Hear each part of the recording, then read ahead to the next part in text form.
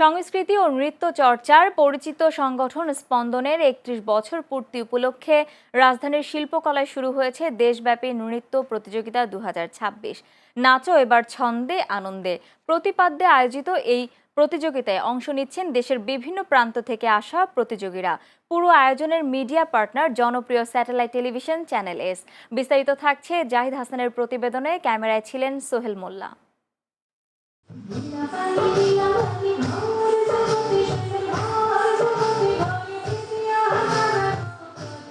সাংস্কৃতিক চর্চার নৃত্যের ছন্দে মুখর হয়ে উঠেছে শিল্পকলা একাডেমিক প্রাঙ্গণ।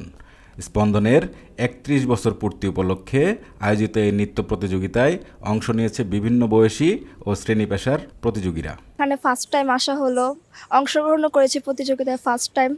তো অনেক ভালো লাগছে, নিজের বেস্টটা দেওয়ার ট্রাই করতেছি, দেখি কি হয়। একটা কম্পিটিশনে আমরা অনেক কিছু মানে করার পরে তারপর আমরা কিছু শিখতে পারি, তারপর এবং সেটার থেকে আমরা আরো নেক্সট টাইমে আরো ভালো করতে পারবো, এরকম একটা ইয়া নিয়ে আমরা আসছি।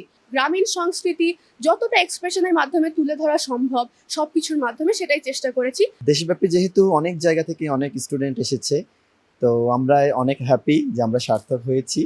দেশের নৃত্য ঐতিহ্যকে সমৃদ্ধ করা এবং নতুন প্রতিভা খুঁজে বের করার লক্ষ্যেই এই আয়োজন বলে জানিয়েছেন আয়োজকরা।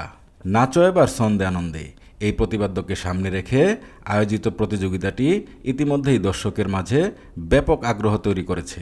আয়োজকরা মনে করছেন এমন আয়োজন তরুণ প্রজন্মকে সংস্কৃতিমুখী করতে গুরুত্বপূর্ণ ভূমিকা রাখবে, পাশাপাশি দেশের সাংস্কৃতিক অঙ্গনকে আরও প্রাণবন্ত করে তুলবে এই উদ্যোগ। দেশব্যাপী সব জায়গা থেকে এসে যে কম্পিটিশনটা হয়, ওটা থেকে শুরু করলে আস্তে আস্তে বড় পর্যায়ে যে ওরা অনেক ভালো করতে পারবে। উদ্দেশ্যটা আমাদের এইটা।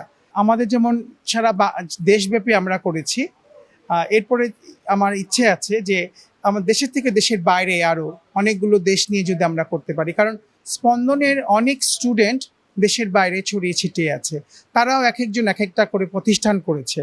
তো আমরা আশা রাখি যে ওই প্রতিষ্ঠানগুলো যদি আমরাকে অ্যাড করতে পারি, তাহলে আমরা বিশ্বময় একটা কাজ করতে পারবো। বিচারক যে মণ্ডলী যারা আছেন তারা কেউই এই মানে বিচার কার্যে আমাদের টিচাররা জড়িত নেই। শেষ দিকে আমরা বাংলাদেশের বিখ্যাত যত নৃত্যশিল্পী আছে তাদেরকে নিয়ে আমাদের বিচারক প্যানেল তৈরি করেছি, আগামীতে যাতে এই ধারা বজায় রাখতে পারি এবং নিরপেক্ষতা বজায় রাখতে পারি সেই আশা ব্যক্ত করছি। নৃত্যের ছন্দে আনন্দে ভরপুর এই প্রতিযোগিতার মধ্যে দিয়ে নতুন প্রতিভার উন্মোচন ঘটবে, এমনটাই প্রত্যাশা সংশ্লিষ্টদের। ইতিহাস ঐতিহ্যের আলোকিত নন্দন, নৃত্যে ছন্দে আনন্দে স্পন্দন, এই স্লোগানকে ধারণ করে পুরো আয়োজনটি দর্শকের কাছে পৌঁছে দিচ্ছে জনপ্রিয় satellite television channel S. Zahid Hasan, channel S, Dhaka. বছর পরেও মানুষ জানবে যে স্পন্দন একটি নামকরা একাডেমি।